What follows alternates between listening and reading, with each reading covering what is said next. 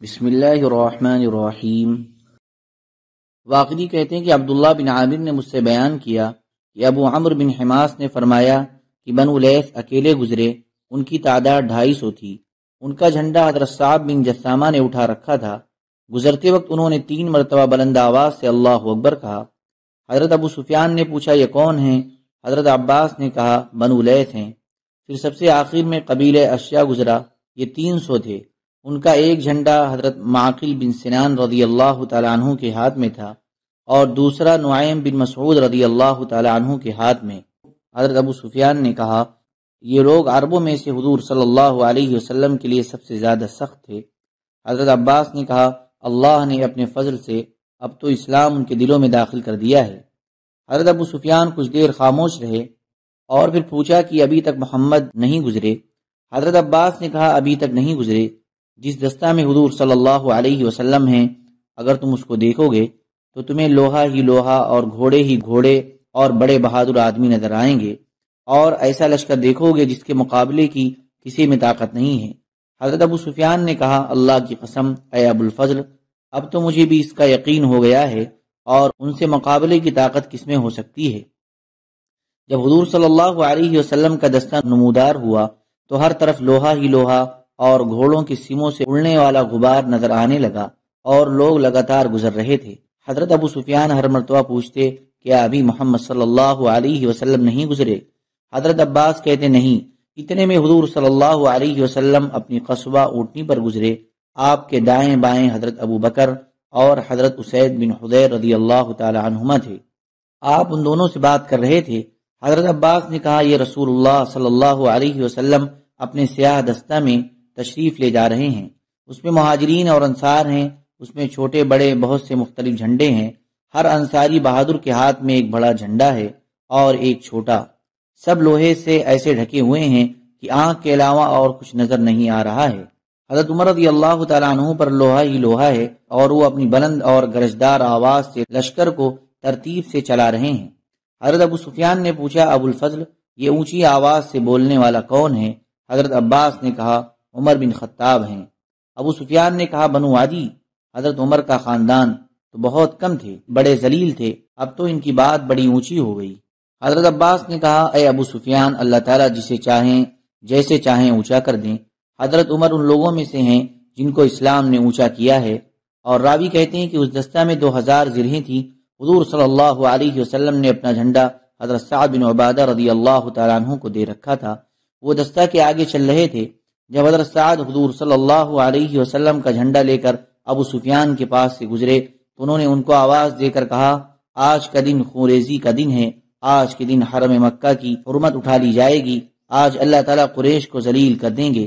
جب حضور صلی اللہ علیہ وسلم آگے بڑھے اور ابو سفیان کے سامنے پہنچ گئے تو انہوں نے حضور صلی اللہ علیہ وسلم کو پکار کر کہا یا رسول اللہ، کیا آپ نے اپنی قوم کے قتل کرنے کا حکم دے دیا ہے؟ سعد اور ان کے ساتھی ہمارے پاس سے گزرتے ہوئے کہہ گئے ہیں کہ آج کا دن خونریزی کا دن ہے، آج کے دن حرم مکہ کی حرمت اٹھا لی جائے گی، آج اللہ تعالیٰ قریش کو ذلیل کر دیں گے۔ میں آپ کو آپ کی قوم کے بارے میں اللہ کا واسطہ دیتا ہوں، آپ تو لوگوں میں سب سے زیادہ نیک اور سب سے زیادہ جوڑ لینے والے ہیں۔ حضرت عبد الرحمن بن عوف اور حضرت عثمان بن عفان رضی اللہ تعالی عنہما نے کہا یا رسول اللہ ہمیں خطرہ ہے کہیں سعد قریش پر حملہ نہ کر دیں۔ حضور صلی اللہ علیہ وسلم نے فرمایا اے ابو سفیان آج تو رحم کرنے کا دن ہے، آج تو اللہ تعالیٰ قریش کو عزت دیں گے۔ پھر حضور صلی اللہ علیہ وسلم نے حضرت سعد کے پاس آدمی بھیج کر ان کو معزول کر دیا اور فرمایا کہ جھنڈا قیس کو دے دیں۔ آپ نے یہ سوچا کہ جب جھنڈا سعد کے بیٹے قیس کو مل جائے گا تو گویا سعد کے ہاتھ سے جھنڈا نہیں نکلا، لیکن حضرت سعد نے فرمایا کہ جب تک حضور صلی اللہ علیہ وسلم کی طرف سے کوئی نشانی نہیں آئے گی وہ جھنڈا نہیں دیں گے۔ چنانچہ حضور صلی اللہ علیہ وسلم نے ان کے پاس اپنی پگڑی بھیجی جسے پہچان کر حضرت سعد نے جھنڈا اپنے بیٹے قیس کو دے دیا۔ حضرت ابو لیلہ رضی اللہ تعالیٰ عنہ فرماتے ہیں کہ فتح مکہ کے سفر میں ہم لوگ حضور صلی اللہ علیہ وسلم کے ساتھ تھے۔ حضور صلی اللہ علیہ وسلم نے فرمایا ابو سفیان اس وقت مقام عراق میں ہیں، ہم لوگوں نے وہاں جا کر ان کو پکڑ لیا۔ مسلمان ان کو تلواروں سے گھیرے ہوئے حضور صلی اللہ علیہ وسلم کی خدمت میں لے آئے۔ آپ نے فرمایا اے ابو سفیان تیرا بھلا ہو، میں تمہارے پاس دنیا و آخرت دونوں لے کر آیا ہوں، تم مسلمان ہو جاؤ سلامتی پالو گے۔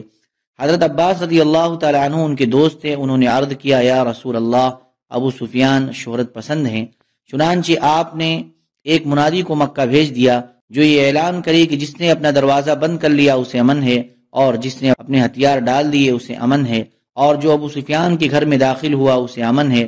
پھر حضور صلی اللہ علیہ وسلم نے حضرت عباس کو ان کے ساتھ بھیج دیا، یہ دونوں جا کر گھاٹی کے کنارے بیٹھ گئے تو وہاں سے بنو سلیم گزرے۔ ابو سفیان نے کہا اے عباس یہ کون لوگ ہیں؟ حضرت عباس نے کہا یہ بنو سلیم ہیں۔ انہوں نے کہا مجھے بنو سلیم سے کیا واسطہ؟ پھر حضرت علی بن ابی طالب رضی اللہ تعالی عنہ مہاجرین کو لے کر گزرے تو انہوں نے پوچھا اے عباس یہ کون لوگ ہیں؟ حضرت عباس نے کہا یہ حضرت علی بن ابی طالب مہاجرین کو لے کر جا رہے ہیں۔ پھر حضور صلی اللہ علیہ وسلم انصار کے ساتھ گزرے، انہوں نے پوچھا اے عباس یہ کون ہیں؟ حضرت عباس نے کہا یہ لوگ سرخ موت ہیں، یعنی دشمن کا خون بہا دینے والے ہیں، یہ اللہ کے رسول صلی اللہ علیہ وسلم اور انصار ہیں۔ ابو سفیان نے کہا میں نے کسرا اور قیصر کی بادشاہت دیکھی ہے لیکن تمہارے بھتیجے جیسی بادشاہت نہیں دیکھی۔ حضرت عباس نے کہا یہ بادشاہت نہیں، یہ تو نبوت ہے۔ حضرت عروہ رضی اللہ تعالیٰ عنہ فرماتے ہیں کہ حضور صلی اللہ علیہ وسلم مہاجرین اور انصار اور اسلم اور غفار اور جوہینہ اور بنو سلیم کے 12,000 کے لشکر کو لے کر چلے۔ یہ لشکر گھوڑوں پر اس تیزی سے چلا کہ یہ لوگ مکہ کے قریب مرہ دہران پہنچ گئے اور قریش کو پتہ بھی نہ چلا۔ قریش نے تو حکیم بن حزام اور ابو سفیان کو مدینہ حضور صلی اللہ علیہ وسلم سے بات کرنے کے لیے بھیجا ہوا تھا کہ آپ سے ہماری سلامتی کا عہد و پیمان لے کر آئیں یا اعلان جنگ کر کے آئیں۔ انہیں راستہ میں بدیل بن ورقہ ملے تو انہیں بھی ساتھ لے لیا۔ ابھی یہ لوگ مکہ سے چل کر رات کو عراق پہنچے ہی تھے تو انہوں نے وہاں بہت سے خیمے اور لشکر دیکھا اور گھوڑوں کے ہنہنانے کی آوازیں سنی تو یہ تینوں ڈر گئے اور بہت گھبرا گئے اور کہنے لگے کہ یہ بنو کعب ہیں جو لڑنے کے لیے تیار ہو کر آئے ہیں۔ بدیل نے کہا کہ ان کی تعداد تو بنو کعب سے زیادہ ہے، وہ تو سارے مل کر بھی اتنے نہیں ہو سکتے، تو کیا حوازن ہمارے علاقے میں گھاس کی تلاش میں آ گئے؟ مگر اللہ کی قسم یہ بات بھی معلوم نہیں ہوتی، اتنا مجمع تو حاجیوں کا ہوا کرتا ہے۔ اور حضور صلی اللہ علیہ وسلم نے بھی اپنے لشکر سے آگے سوار بھیج رکھے تھے جو جاسوسوں کو گرفتار کر کے لائیں، اور حضور صلی اللہ علیہ وسلم کے حلیف قبیلے خزاعہ والے بھی اسی راستے پر رہتے تھے جو کسی کو جانے نہیں دیتے تھے۔ جب ابو سفیان اور ان کے ساتھی مسلمانوں کے لشکر میں داخل ہوئے تو انہیں ان سواروں نے رات کی تاریکی میں گرفتار کر لیا اور انہیں لے کر مسلمانوں میں آئے۔ ابو سفیان اور ان کے ساتھیوں کو ڈر تھا کہ انہیں قتل کر دیا جائے گا۔ حضرت عمر بن خطاب رضی اللہ تعالی عنہ نے کھڑے ہو کر ابو سفیان کی گردن پر زور سے ہاتھ مارا اور سب لوگ ان کو چمٹ گئے اور ان کو حضور صلی اللہ علیہ وسلم کی خدمت میں لے چلے۔ انہیں ڈر تھا کہ انہیں قتل کر دیا جائے گا۔ حضرت عباس بن عبد المطلب رضی اللہ تعالی عنہ ان کی جاہلیت میں بڑے گہرے دوست تھے، اس لیے ابو سفیان نے بلند آواز سے کہا کہ تم لوگ مجھے عباس کے سپرد کیوں نہیں کر دیتے؟ حضرت عباس آواز سن کر آ گئے اور انہوں نے ان سے لوگوں کو ہٹایا اور حضور صلی اللہ علیہ وسلم کی خدمت میں درخواست کی کہ ابو سفیان کو ان کے حوالے کر دیں، اور سارے لشکر میں ابو سفیان کے آنے کی خبر پھیل گئی۔ حضرت عباس رضی اللہ تعالی عنہ نے رات میں ہی ابو سفیان کو سواری پر سارے لشکر کا گشت کرایا۔ تمام لشکر والوں نے بھی ابو سفیان کو دیکھ لیا۔ حضرت عمر رضی اللہ تعالی عنہ نے ابو سفیان کی گردن پر زور سے ہاتھ مارتے ہوئے کہا تھا کہ تم مر کر ہی حضور صلی اللہ علیہ وسلم کی خدمت میں پہنچ سکتے ہو۔ ابو سفیان نے حضرت عباس رضی اللہ تعالی عنہ سے مدد مانگی اور کہا میں تو مارا گیا۔ ابو سفیان پر لوگوں کے حملہ کرنے سے پہلے ان کو حضرت عباس نے اپنی پناہ میں لے لیا۔